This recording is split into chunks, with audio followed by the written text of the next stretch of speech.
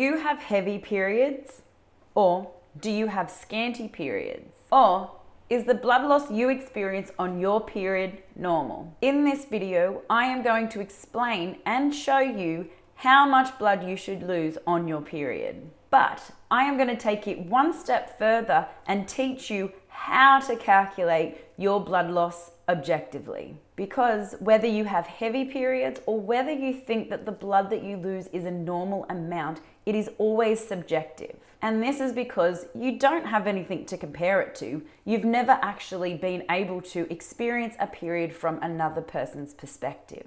As a naturopath who focuses on helping women improve their menstrual cycle health and their hormonal health, I have been told by too many women to count that their periods are normal or that they're bleeding a normal amount, only to find out after calculating their blood loss with them that they're losing 2 or 3 or sometimes 4 times the normal amount of what is expected to lose on your period. And they wonder why they're exhausted. Before I get into how much blood is normal to lose on your period, there are 2 points that I'd like to discuss first about your period.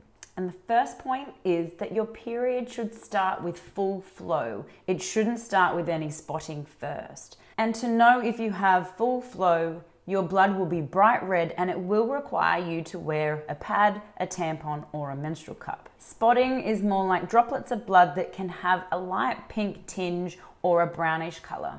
You might see spotting on your toilet paper as you wipe or also on your underwear, but it shouldn't bleed through your underwear onto your clothes. Even though ideally we want your period to start with full flow, this isn't always the case. It is common to see spotting before or after your period, and this can definitely give us clues as to certain hormonal imbalances that could exist for you. And the second point I'd like to talk about before we get to the main topic is the duration of your actual period. So how long will you actually bleed for? So it is normal to bleed from anywhere between 2 to 7 days, ideally 2 to 5 days, but it is accepted as normal if you're bleeding that 2 to 7 days. So if you get your period on a Sunday, by the following Sunday there should be no more blood and your period should be finished. And now, how much blood should you lose on your period? We're going to run a little experiment here. Before I tell you how much blood you would expect to lose in one period, I want to find out what you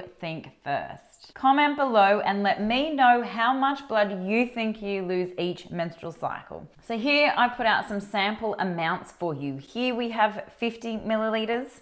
Here we have 80 milliliters. And over here we have 200. How much blood do you think is normal to lose over the course of your whole period? No cheating. I'll give you 5 seconds. 5, 4, 3, 2, 1. Are you ready? The average amount of blood a woman should lose over the course of their whole period, which could be from 2 to 7 days, is 50 milliliters. Now, I'm just going to give you an example. That is the equivalent of around 2 tablespoons.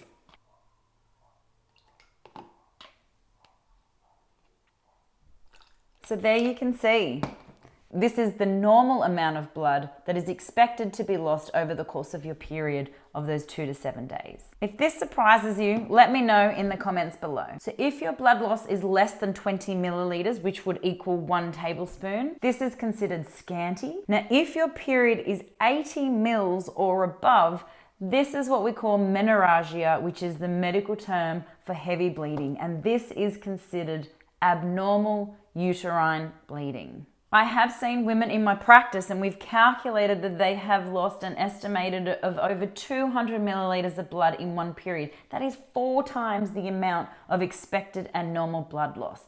If this is you, you really need to see your doctor and find out what the possible cause can be. But the big question here is, how can you possibly measure your blood during your period? Because no one can see or compare someone else's blood loss. What is one woman's heavy bleed could be considered another's light bleed. The period measurement system uses and tracks the amount of sanitary products you use. So I'm going to bring in the whiteboard so I can give you really clear examples of how you can measure how much blood you lose each period. You'll have to excuse my terrible drawing, but I do think that that having a visual representation will make it much easier for you to use this measurement system rather than just me talking at you. Now, I have drawn tampons because tampons take a little less time to draw and color in than pads, but a regular tampon and a regular pad equals the same amount of blood loss, and a super tampon or a super pad will equal the same amount of blood loss. Over here, we have a regular tampon. When they are fully soaked, they will hold approximately 5 milliliters of blood. Over here, we have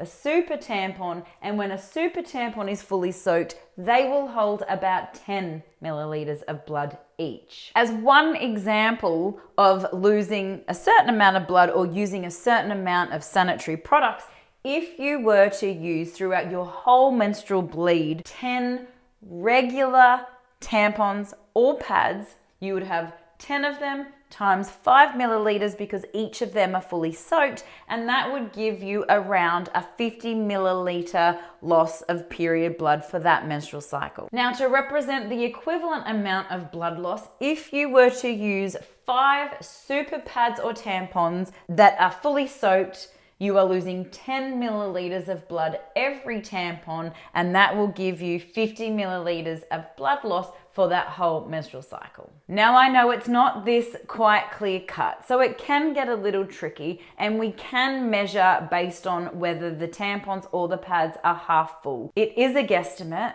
but it gives us a little bit more accurate information. So another possible way to measure blood is if all of the tampons are still, or pads are still regular size. This particular example, there are 5 fully soaked regular tampons. For the end part of the cycle, there are still another 5 tampons, but they're about half full. So we have 5 tampons with 5 mils of blood fully soaked. That's 25 mil blood loss.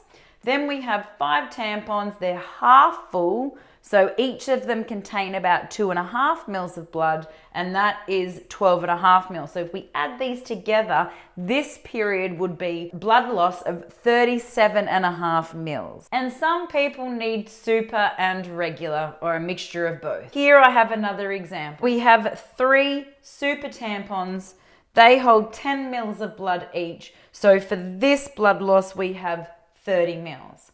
Then the next 2 tampons are regular tampons. They're still full, so that's 2 times 5 mils, so that's another 10 mils lost. And then at the end of the period, when it gets a little bit lighter, there are 2 regular tampons still, but they're half full. So we have 2 tampons times 2.5 mil, and that's 5 mils of blood. So when we add this whole menstrual cycle blood loss up, we have 30 plus 10 plus 5 mils, and that is an estimated blood loss of 45 mils. Now, try to remember back to your last period and calculate your blood loss on what you remember based on the sanitary products you used. And what is your number? Are you losing an average amount of blood per period, which is around that 50 mils, that 2 tablespoons? Or are you losing 80 mil and above, and it's time to see your doctor to let them know and to discuss what could be causing your heavy periods? So to recap, healthy and normal amount of blood loss for one period is 30 to 80 milliliters of blood, an average of 50 mils. And what is not healthy and not normal blood loss is anything under than 20 mils or anything over than 80 mils. Now, without using the measurement system, there are a couple of red flags for heavy period loss. You shouldn't need to change your pad or tampon within 2 hours, and certainly not hourly. You shouldn't really need to change your pads at night. Blood loss should slow down at night, and you should never, ever need more than 1 tampon at a time. And you shouldn't worry about leaking through a pad or a tampon onto your clothes within 1 hour. You shouldn't be soaking through your period undies within a really short time frame, and you shouldn't be bleeding through to your clothes within a short time frame either. And there is another possibility when it comes to blood loss. If your cycle is really regular and the flow of your period is very similar from period to period, and your overall health is really great and there's been nothing detected that could cause this heavy period, this could be considered normal for you. But it is really important to rule out the possible causes of menorrhagia. Now you know how much blood loss is normal, and if you have heavy periods or not. And you know this because now you know how to calculate your blood loss during your period. If you are using a menstrual cup, it is really easy to calculate your menstrual blood loss because you can simply pour the blood into a measuring cup and get a very accurate measurement. That is besides all the bits that spill and make a mess. I know you all have at least one messy story to tell. If you use period undies, it can be a little more tricky to calculate your blood loss, but the rule of thumb is that you do not want to use more than 6 fully soaked pairs of period undies. I guess the problem that I see is that most women don't wear their period undies until they're fully soaked. They tend to like to change them and feel a bit fresher down there. So for a couple of cycles, I do recommend people going back to periods or pads just so we can get an accurate measurement of the blood that we can actually see and measure according to the system that I taught you in this video. If you have discovered that in fact you have menorrhagia, which is the medical term for heavy periods, the first stop is visiting your doctor to get them to run some tests so they can see if there is an obvious cause that is causing this heavy bleeding. Testing iron can be a really good test at this point because iron deficiency can cause heavy bleeding, but heavy bleeding then depletes our iron stores more, further worsening this condition. So please, first stop, visit your doctor. And for all the signs that you should be tracking during your menstrual cycle, please visit my previous video, What is a Normal Period and What is Not?